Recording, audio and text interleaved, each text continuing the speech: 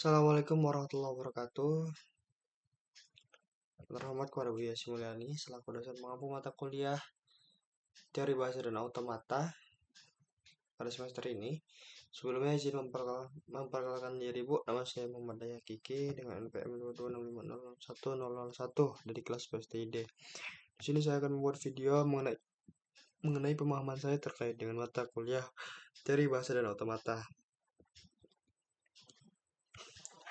Yang mana Teori Bahasa dan Automata atau TBO sendiri merupakan cabang dari ilmu komputer yang mempelajari cara kerja sistem komputasi dalam memahami dan memproses bahasa formal.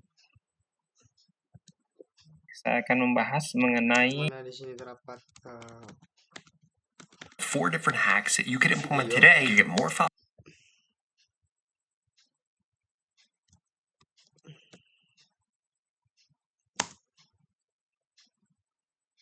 yang menjadi referensi bagi saya.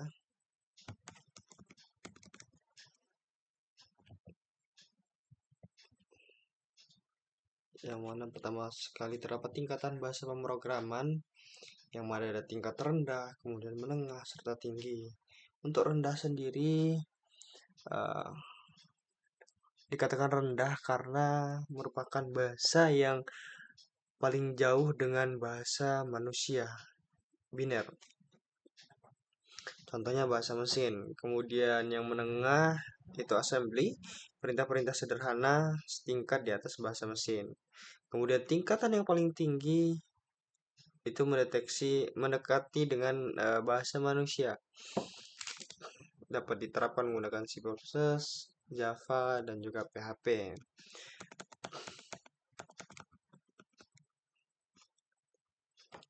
Kemudian bagaimana mesin dapat memahami kode program yang dibuat programmer atau yang dibuat kita buat? Tentu dengan adanya compiler ataupun penerjemah sehingga kode-kode tersebut dapat ditranslate dan dapat ditangkap oleh mesin.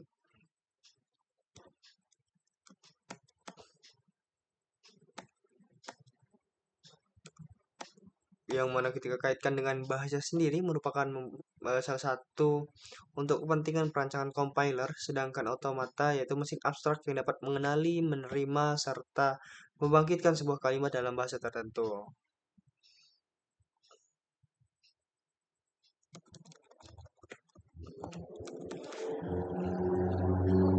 Seperti ini terdapat bagian pokok proses kompilasi yang mana terdapat program sumber dengan analisa dan sintesanya.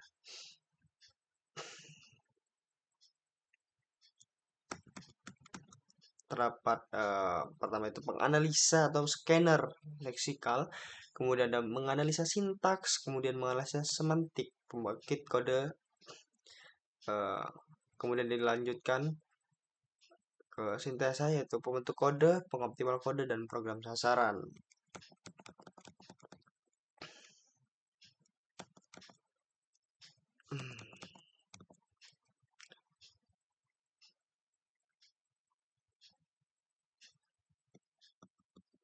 Dan mesin akan mengindikasikan apakah suatu bahasa dapat diterima atau tidak, sehingga tidak semua dapat diterima oleh bahasa mesin.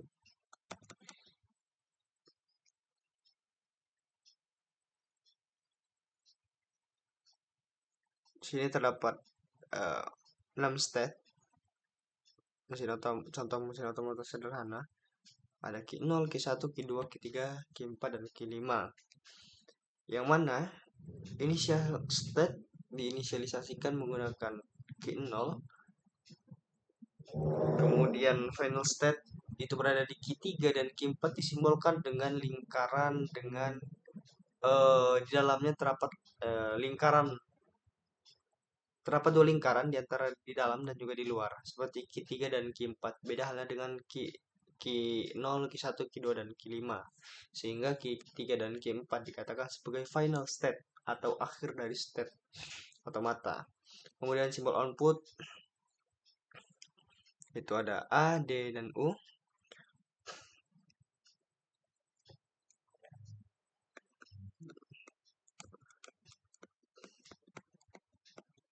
ketika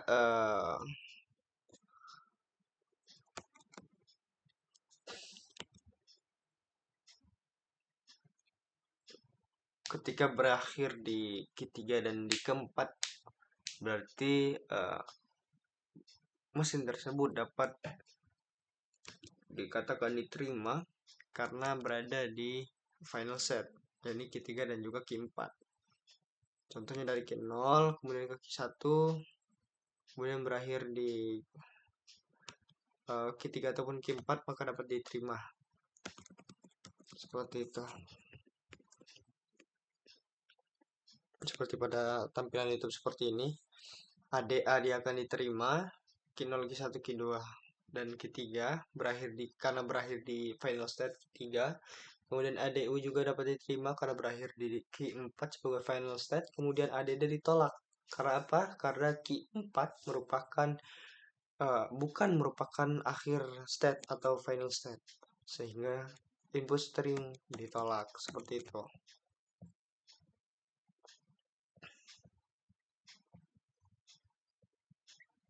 Kemudian terdapat simbol, string, dan juga bahasa. Simbol sendiri merupakan suatu entitas abstrak yang tidak didefinisikan secara formal.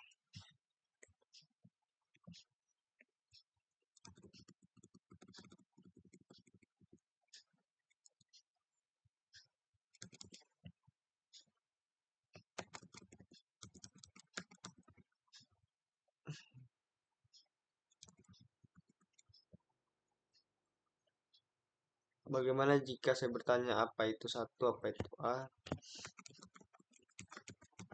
Maka dapat disebut sebagai simbol.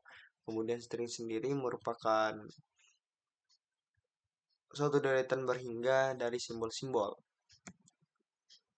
Jika simbol diinisialisasikan dengan huruf A kecil, maka string diinisialisasikan dengan huruf-huruf kecil di antara lainnya, seperti ABB, AC. Panjang string sendiri merupakan jumlah simbol yang membentuk string tersebut.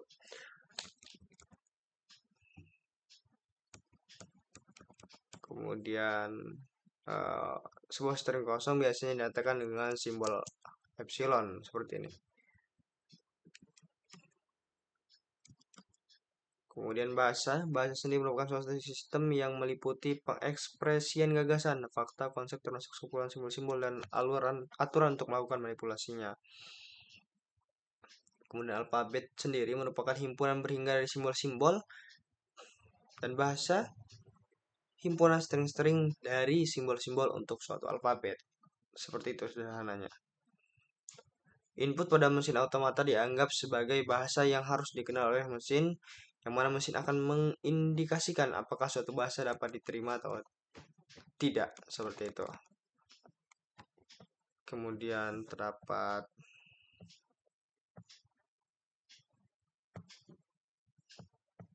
FSA, yang mana mesin final state automata, yang mana berkaitan dengan tata bahasa reguler. Konsep dasar mesin ini sama dengan mesin automata, di mana mesin mampu menerima input yang akan diproses dan akan menghasilkan output yang sesuai. Mesin FSA terdiri dari 5 tupel dan dapat ditulis dengan M sampai dengan Q, kemudian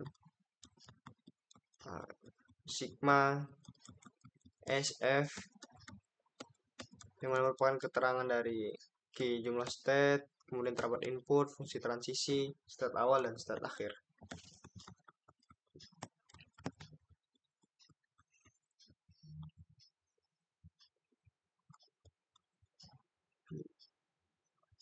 Seperti ini.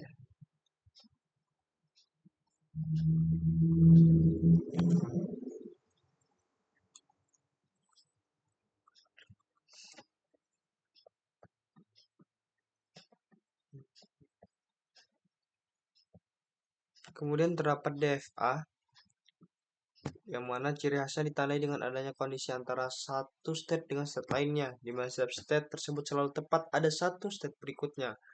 Dalam finite state automata, ada beberapa istilah yang akan sering digunakan. yaitu konfigurasi mesin, deskripsi mesin secara formal, kemudian ada fungsi transisi, hubungan antara state dan input yang disajikan dalam fungsi, kemudian tabel transisi, hubungan antara state dan input yang disajikan dalam tabel.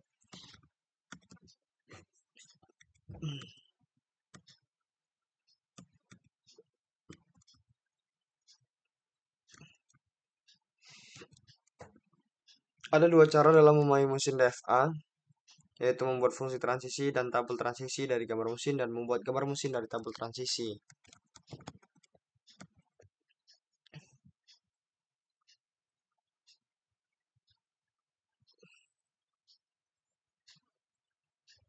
Seperti pada contoh, di sini terdapat proyek saya terkait dengan proyek teori bahasa dan automata.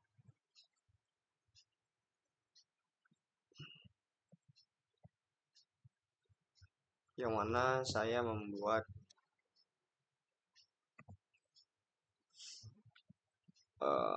terkait dengan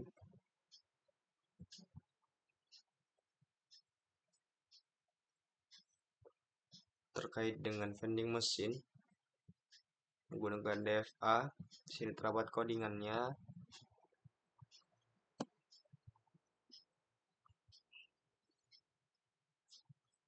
Kemudian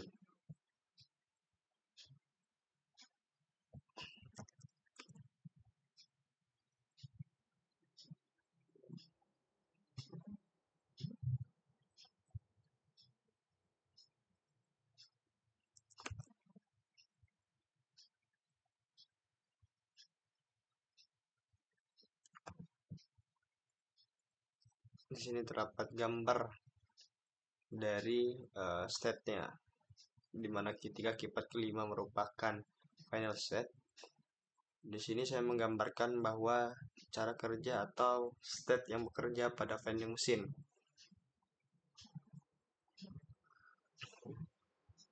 Jadi syarat di sini pada program itu jika user memasukkan uang senilai 7.000, maka mesin akan mengeluarkan sebuah minuman. Oleh karena itu, di sini terdapat masukkan koin pertama itu 2.000, kedua 2.000, maka totalnya 4.000. Dengan inisialisasi 7.000, maka transaksi akan gagal dan uang dikeluarkan. Kemudian ketika memasukkan 10.000 dan keadaan state-nya berada di Q4 sebagai final state, maka transaksi akan berhasil dan mendapatkan produk minuman dan terdapat kembalian sebesar 3.000 rupiah. Seperti itu. Seperti ini cara kerjanya. Ketika masukkan 10.000, dia akan langsung masuk ke final state. Ketika dia menggunakan 7.000, pecahan 2.000 dan 5.000, maka dia akan ke Q5, yang mana Q0 ke Q2 2.000 dan Q2 ke 5 5.000, sehingga total 7.000 dan berakhir di final state dan diterima.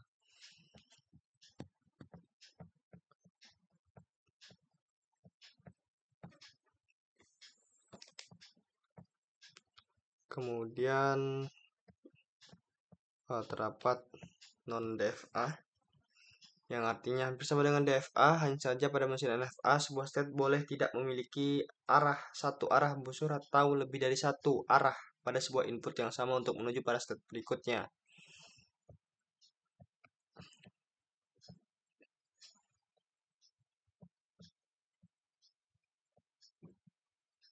Hanya itu perbedaannya. Kemudian untuk push down automata atau PDA sendiri,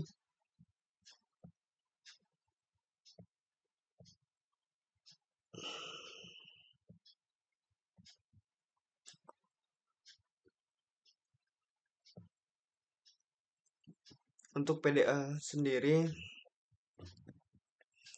merupakan mesin automata yang mampu mengelola tata bahasa bebas konteks yang dapat diasumsikan sebagai tempat penyimpanan yang tidak terbatas dalam bentuk stack ataupun tumpukan, sehingga PDA juga sering disebut NFA dengan stack. Push down automata digunakan untuk menentukan apakah sebuah deretan string dapat diterima atau tidak dapat diterima.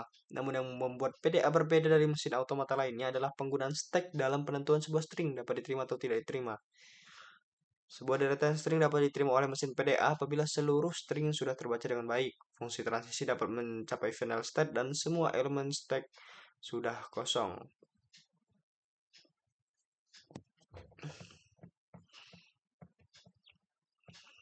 Seperti itu. Mungkin cukup sekian penjelasan dari saya. Kurang dan lebih saya mohon maaf. Terima kasih. Wassalamualaikum warahmatullahi wabarakatuh.